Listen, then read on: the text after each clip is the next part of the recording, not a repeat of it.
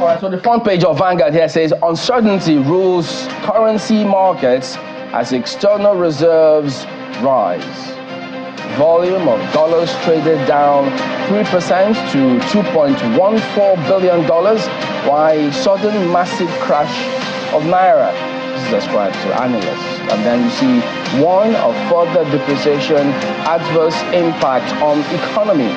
So that is the big one on the front page of Vanguard newspaper this morning. Well, I'm taking a look at the Abuja Inquirer now, and the lead story right there, kidnapping. Our efforts will yield results soon. That's according to the Minister of the FCT. Abuja clamped down on cars with no number plates. Visit families of other victims, Mansur tells Minister. So that is the lead story on the front page of the Abuja Inquirer. Moving on now to the Daily Trust newspaper, lead headline there, teenager killed as customs officials chase smugglers.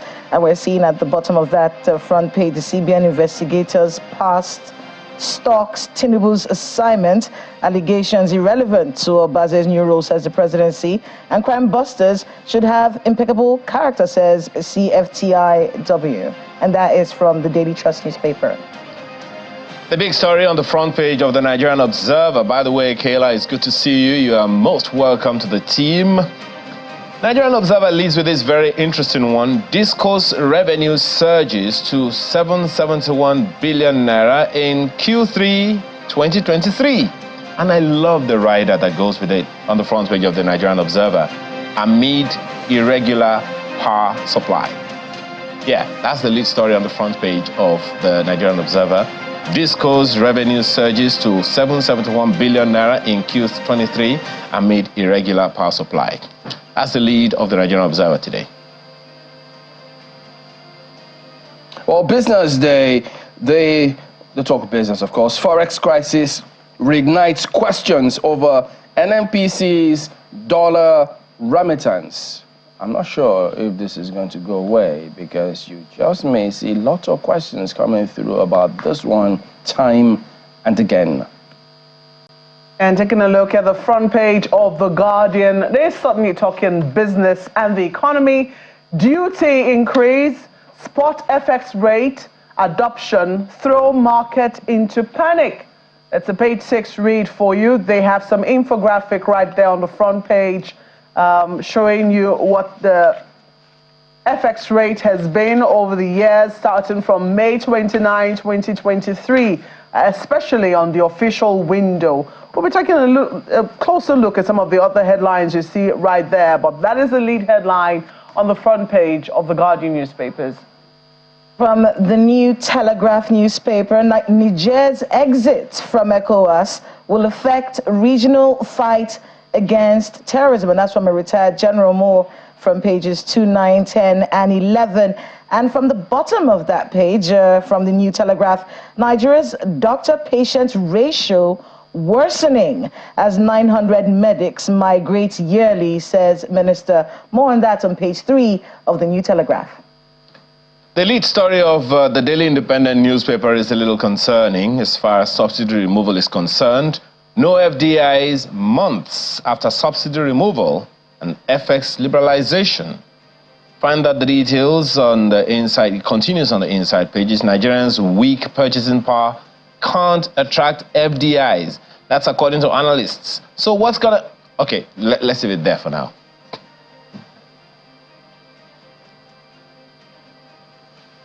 Is about economic challenges. Presidency, Atiku in war of words. And then you can see the writer, Tinubu's response uninformed, arbitrary, chaotic, ascribed to Atiku. That's a Tribune. Atiku doing a poor job. Others, or beg your pardon, offers no alternative to president's policies. This is ascribed to presidency on the front page of Tribune here this morning. Taking a look at Nigerian News Direct. Atiku accuses Tinubu of worsening economy, increasing pain of poor Nigerians. That's the front page of the Nigerian News Direct this morning. They have a number of writers to that story. Presidency dismisses Atiku's criticisms as unfounded, hypocritical. Federal government challenges former VP to provide constructive alternatives. So that's the front page of the Nigerian News Direct this morning. And from the leadership newspaper, one that really touches every single one of us in the country, Nigerians struggle with fake food and fake products. More on that from page 4. In fact, a lot to read from this particular story. How much has been lost? 200 billion, they say. Substandard drugs, 500,000 individuals in sub-Saharan Africa affected by this one. And of course, a lot on this fake food and fake products situation. I don't know if that's something that you've had to worry about in recent times. In recent times, you know, you always have to make sure that you're getting the right things. That it's a credit to a lot that has been going on, especially on social media. The fact that people are able to expose fake products, and then as Nigerians now we're more conscious of what we buy and where we buy them. So more on that, page 4 of the leadership newspaper. All right, so just some of the things that stick out this morning, it's particularly this one. Yeah, certainly. You know, it's not that the Food Control Agency don't have capable people who can do the job, but it does come across as though they are overwhelmed. Yeah. And that the agency, as constituted, cannot achieve the kind of results that will address these kinds of challenges. Because for the most part, when you look through almost on a regular basis, the food control aspect seems to be at its lowest ebb. So yes, lots of focus on trying to ensure that, you know, fake drugs, they get a hang of what's happening. Then add to that, getting a proper distribution chain for those medications, usually a huge challenge. I know they've talked about how they need to work with the Pharmaceutical Society of Nigeria to ensure that people don't just get prescription drugs over the counter, and ensure that, you know, you have proper regulatory bodies doing the right things. But as it stands, if you get out there, ask a lot of those people who are dispensing, first you see them hawking them on the streets, you see pharmacists complaining as to, look, the system needs to be put in place. I think the government needs to properly sit down and have a look at what NAFDAC has been able to achieve, where the challenges are, and then we'll ask ourselves that question. Can we continue doing things this same way? What kind of results do we expect? Because, frankly speaking, look, things are moving real quick and fast. But now we're talking about the GMO foods. If they are regulated, who knows what? Are they labeled? Who sees that? So, well, I know the Director General of NAFDAC has not, you know, hidden their challenges. She's spoken up very loudly about it. The fact that they did not have enough personnel. They are severely short-staffed in the area of monitoring what exactly should be happening in the production and even monitoring fake products. The FCCPC was also stepping in and trying to fill in that gap. But we don't know. We haven't quite heard from the new DG of the FCCPC, since we understand that Mr. Erukera was removed because they were trying to step up.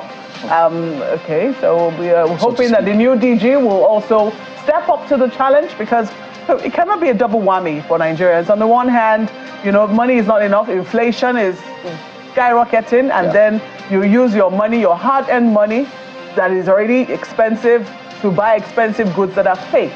I mean, that's just too much to bear. So I'm hoping that the authorities is on the front page of leadership this morning. Papers do not joke with their front pages about what they put there. So it is certainly very important that the authorities concerned, even the Standards Organization of Nigeria, needs to be checking to be sure.